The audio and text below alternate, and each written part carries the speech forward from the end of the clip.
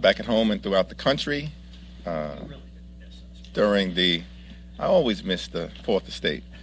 Now, later on today, we'll be traveling to Baltimore for the House Democratic Caucus Issues Conference. We're excited. We're looking forward to it. There's a very robust agenda that has been put together quite ably by Caucus Chair Pete Aguilar and Caucus Vice Chair Ted Lieu.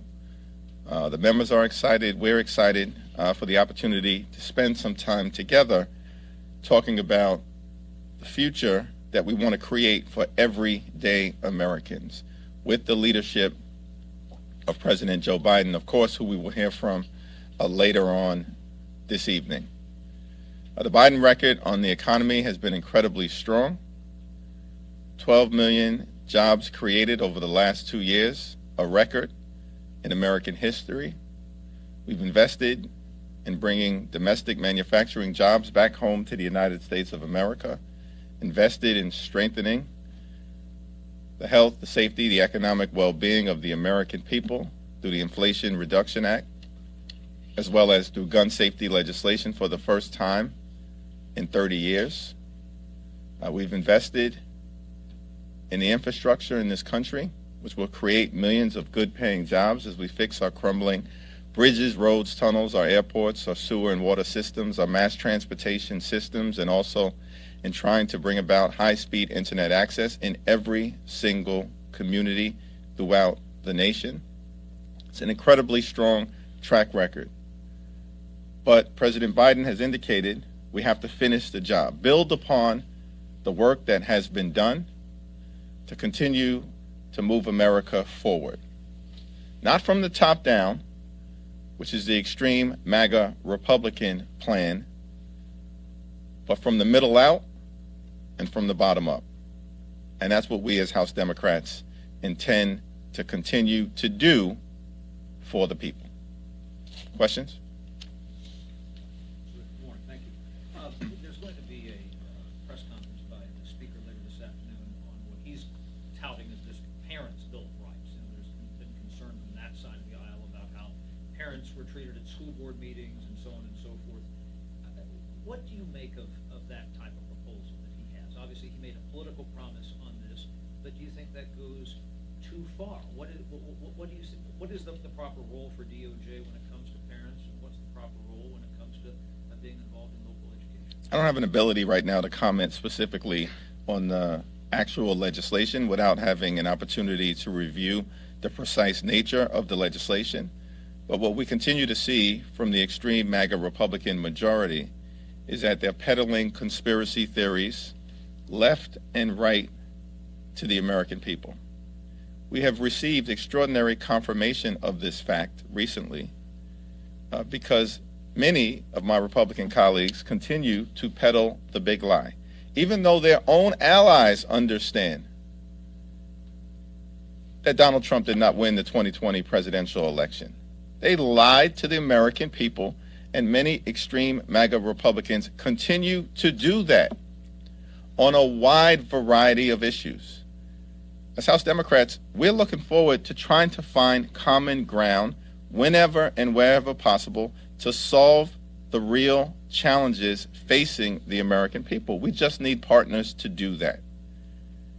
And so I think it's our hope that my Republican colleagues will start to get serious about addressing challenges. Today on the floor, we're going to be considering something called the Rein In Act. This is the grand Republican plan on the economy. It's 3 pages. It calls for reports that many people believe to be duplicative and unnecessary. That's their plan. Is it a distraction from the fact that the Republicans really want to dramatically cut Social Security and Medicare?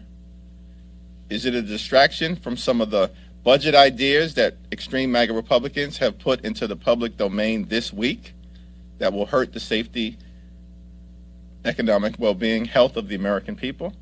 It's time for my Republican colleagues to get serious and put forward serious proposals, not silliness, like the Rein In Act. But do you think that they should wait? Republicans have always talked about local control and things like that, and here they are trying to infuse themselves from the federal level into education. House Democrats are going to continue to focus on the challenges confronting the American people, including making sure that we support the education of our children. That education should involve, I think in the view of many of us, investing in making sure our young people learn science, technology, engineering, mathematics, reading, and critical thinking skills. I'm not in a position to comment on the precise nature of this bill because this is the first that I'm hearing of it. But if it's consistent with some of the other activities that we see going on throughout the country, it's probably not a serious endeavor. Go this side, yeah, thanks. Now, what are your thoughts on Kevin McCarthy granting Tucker Carlson access to January 6th footage while leaving out other media outlets, and in general is releasing the footage, exposing the Capitol to security risks? Well, House Democrats have been pretty clear that providing security footage in a manner that would jeopardize protocols, the safety, the well-being of everyone who serves in this Capitol, including staff, as well as the Capitol Police and visitors who come from all throughout the country to experience the citadel of our democracy, is an irresponsible thing. It appears that extreme MAGA Republicans may be putting the brakes on what was a clearly irresponsible act, but that remains to be seen. We'll have to figure out an appropriate way to balance a set of interests in transparency around what happened during the violent insurrection, but to do it in a way that does not irresponsibly jeopardize the security and safety of all who serve or visit the Capitol. Following up on that, ask about this one. So you just said you need to find a balance between transparency and protecting security. If Capitol Police do agree that the footage has been vetted and protects the security, do you think the American people should have better access to have a better understanding of what happened on January 6th? The first step and the most important step is to make sure that the Capitol Police vet all of the security footage that is even being contemplated to present to the American people. Once that happens, then we may be in a position to evaluate how to balance the interests that include transparency as it relates to the events of January 6th. The January 6th committee, under the leadership of Chairman Benny Thompson, has done a phenomenal job of doing just that. There were protocols that were in place that the extreme MAGA Republican majority decided to breach, perhaps because of agreements that had been reached with some of the more extreme elements of their party. That's for others to explain. I can't really clarify why we find ourselves in this position, but the fact that we do find ourselves in this position means that the most important thing that can happen is that the Capitol Police are brought into this to vet all security video footage. So We're going back to this side, back. Thank you. What makes you said that it seems that the Republicans might be putting the brakes on their decision. What makes you think that? There are reports in the public domain that concerns have been expressed by members of the House Republican leadership team as to what exactly has transpired and whether the disclosure of video footage could jeopardize the health, the safety, the security of the people who work at the Capitol or serve or visit the Capitol. And just on a separate topic, real quickly, the president is about to go to speak with you all at your retreat this evening. President Biden is also facing the first veto of his presidency if the Senate is able to pass this Department of Labor rule this afternoon. We'll see maybe next week with the DC crime bills. You know, what does it say about what President Biden and Democrats are going to be able to do this year confronting a divided government here Well, House Democrats are going to continue to remain strongly unified behind the president and his agenda, which is putting everyday Americans first and investing in an economy from the middle out and the bottom up as opposed to the top down, which is the agenda of the extreme MAGA Republican majority. Tax cuts for the wealthy, the well-off, and the well-connected, which has already irresponsibly put us into the fiscal situation that we are in right now with a dramatic decline in revenues, all relating to the GOP tax scam of 2017. We go to the back. Were you satisfied with yesterday's briefing on the classified documents, or do you want more? Yeah, I'm going to refrain from commenting on any classified briefing. Thanks. Related to the January 6th discussion, Speaker McCarthy was talking about your discussions with him on a code of conduct. Can you update us on how that's going? And are you speaking to Speaker McCarthy or anyone from your team about the January 6th footage now that it seems like maybe there's a discussion happening?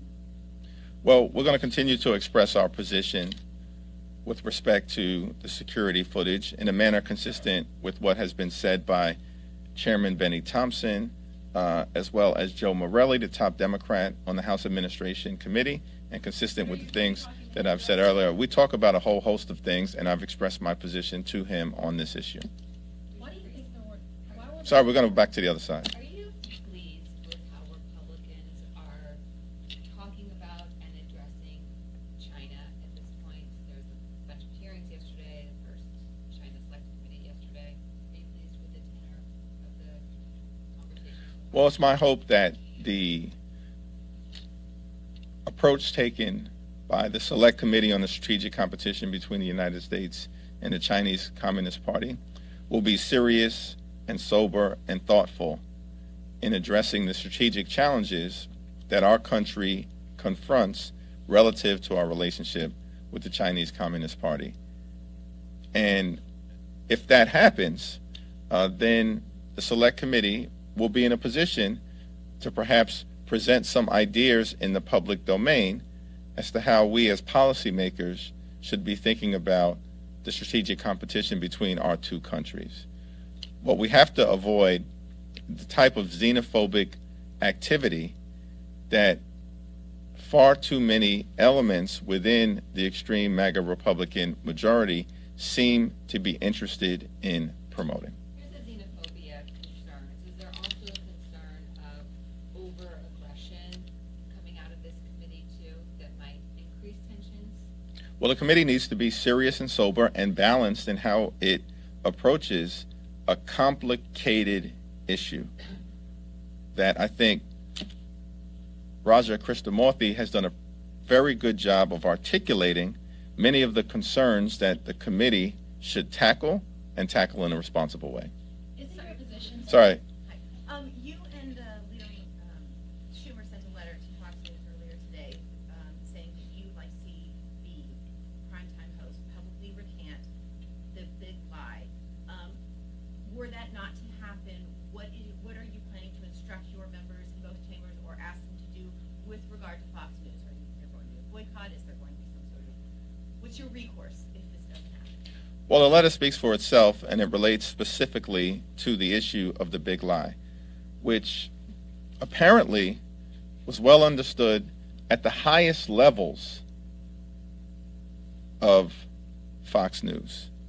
And I think Leader Schumer and myself simply expressed the position that since everyone seems to clearly understand that Joe Biden won the 2020 presidential election, that Donald Trump perpetrated a big lie to the American people that has had dangerous consequences, including a rise in political violence and an insurrection as part of an effort to halt the peaceful transfer of power, that perhaps it's time for America to be able to move past that big lie, and an important step would be those who know it was a big lie to publicly repudiate it. And if they don't?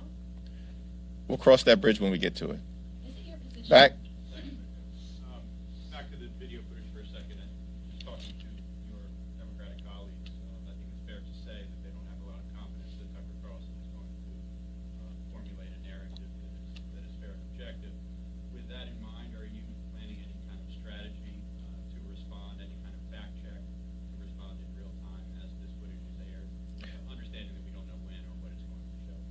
Well, the January 6th Select Committee did a tremendous job of explaining to the American people what happened on that fateful day during the violent insurrection, why it happened, and has laid out some paths in terms of how we as a country might come together to prevent that type of political attack on the Congress, the country, and the Constitution from ever happening again. And so we'll see where it goes, but we are in conversation with each other as House Democrats, led by, of course, the members of the January 6th committee and the members of the House Administration Committee. So is it your position that the January 6th committee offered a complete picture of what happened on January 6th, or do you think that more could be shown? The January 6th committee presented an incredibly comprehensive and thorough picture of what happened on January 6th using a variety of different means, including, yes, video footage, but perhaps even more significantly, the narrative of January 6th was told through the lens of Donald Trump's closest allies who were part of his administration, who revealed what happened in terms of leading up to the violent insurrection, and also the failure of former President Trump to do anything meaningful to stop it. That story was told, it's in the public record, and it was done in a tremendous way and in a bipartisan way by the members of the January 6th Select Committee. The president's set to reveal his budget next week. Do you believe that there are any spending cuts that need to happen in order to fix our fiscal situation right now? I'm not going to get out ahead of the president's budget, but I do look forward to President Biden presenting his budget to the American people. Here's the thing. Where is the Republican plan? Where is it? All this talk about trying to address the fiscal concerns that many of them have articulated is growing old in the absence of presenting an actual plan. President Biden is presenting his plan on Thursday, March 9th. House Republicans have had years to produce a plan. They were measuring the drapes. There was an expectation that they were going to win 40, 50, 60 seats. They've been talking about these issues for years. Where is the House Republican budget plan? Produce it, and then we can have a dialogue about where we should be going in terms of the economic well-being of the American people. Now, do you hold that there is reckless spending in Washington right now that needs to be addressed? I hold that the House Republicans should produce a plan. I can tell you that we will not support the extreme MAGA Republican effort to cut, if not eliminate, Social Security and Medicare. Thank you. Thank you, everyone. Are you going to agree to the? Thank you, everyone.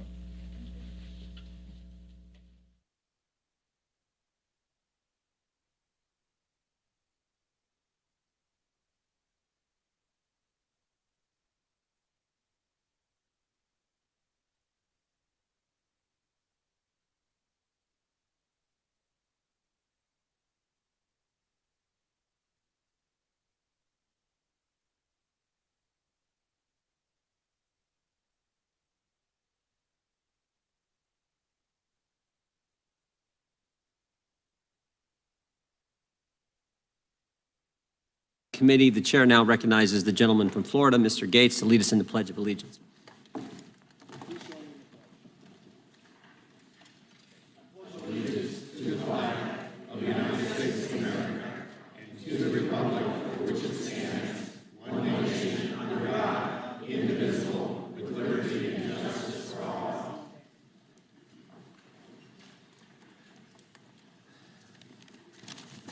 Chair now recognizes himself for an opening statement.